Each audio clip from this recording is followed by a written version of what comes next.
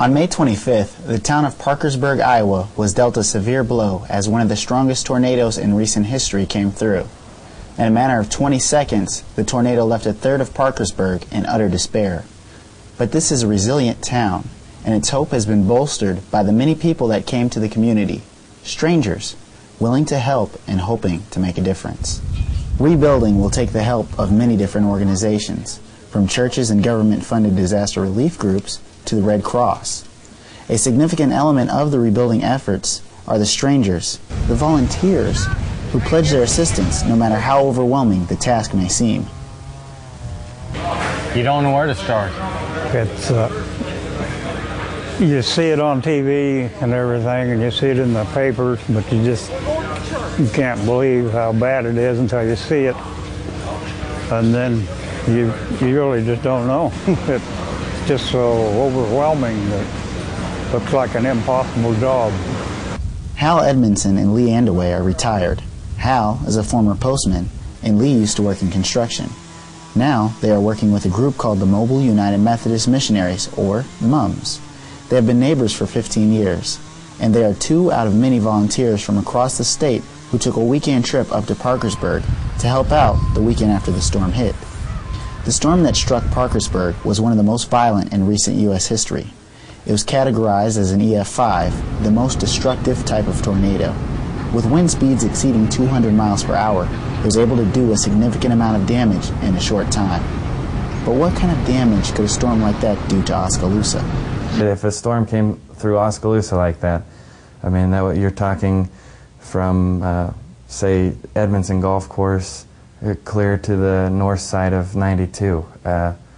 It's an unbelievable swath of damage that it caused. To put it in perspective, the strong winds that came and took down trees in Oskaloosa earlier this summer were only 70 miles per hour. A 200-mile-per-hour wind brings down trees, homes, and even whole neighborhoods. Hal and Lee rushed to Parkersburg to help out almost as quickly as those winds, but seeing the damage there was eye-opening.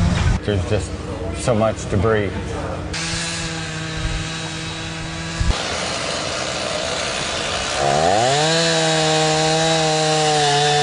Hal and Lee came ready to work, but part of volunteering is finding out specifically where you are needed the most.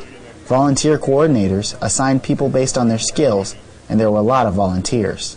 I think it's just overwhelming for everything, and so, you know, just everyone coming in to get them assigned and maybe the skills that they have. Volunteer coordinator Mitch Nordmeyer helped find where volunteers could do the most good. The volunteer effort here has just been absolutely amazing.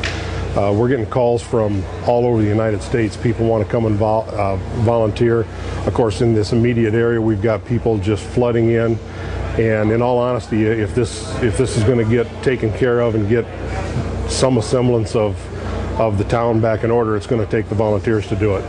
This is not Hal and Lee's first call to duty, as they had both gone to Louisiana to work during the relief efforts following Hurricane Rita. They contrasted that experience to the one in Parkersburg. This is very small compared to down there. It's basically the same as far as destruction and that. I mean, people lose everything. But down there it was a very, very large area. And the area that we worked in, we was dealing with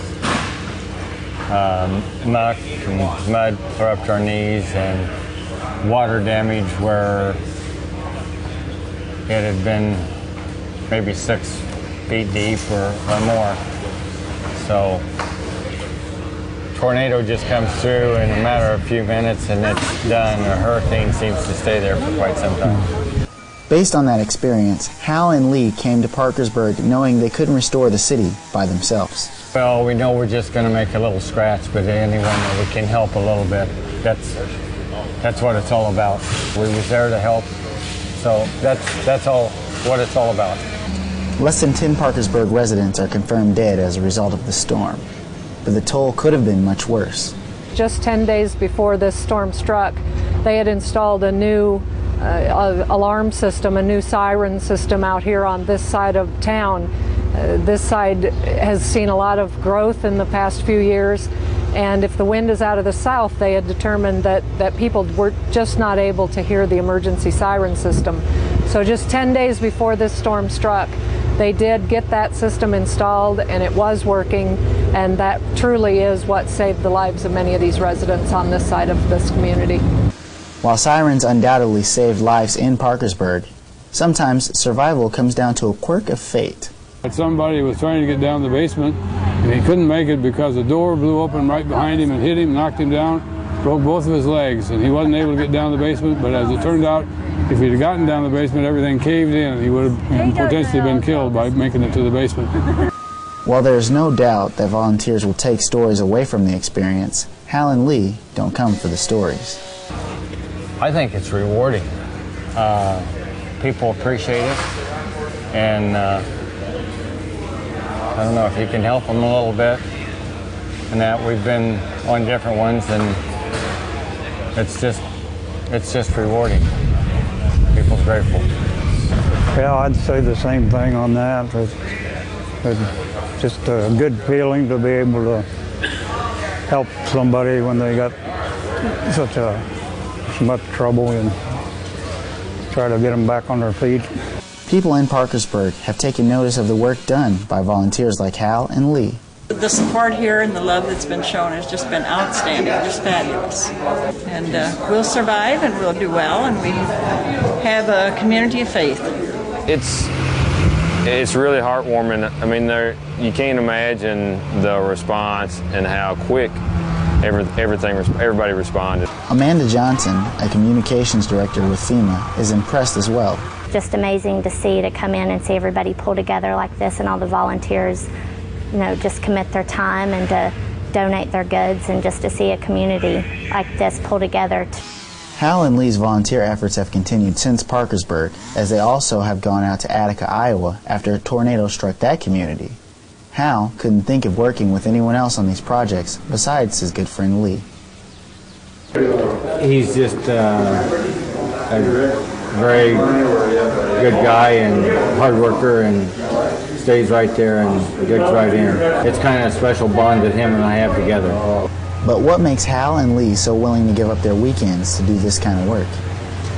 Yeah, I'd seen it on TV and I knew it wouldn't be pleasant, but yeah,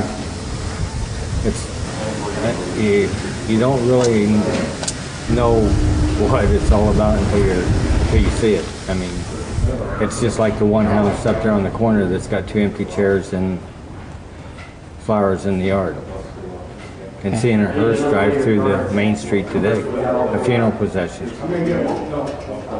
You know, Hal and Lee spent at least 12 hours a day during that weekend cutting and removing fallen tree limbs. Why did they do this? Because that's what needed to be done. I always figure that someday maybe I'll need some help, and maybe somebody will do the same for me if I get in that predicament.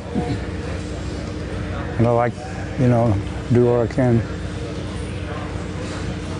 Yeah, as long as we can go out and help someone that makes you feel good, and like Lee says, maybe if we need help someday, they'll be there for us too.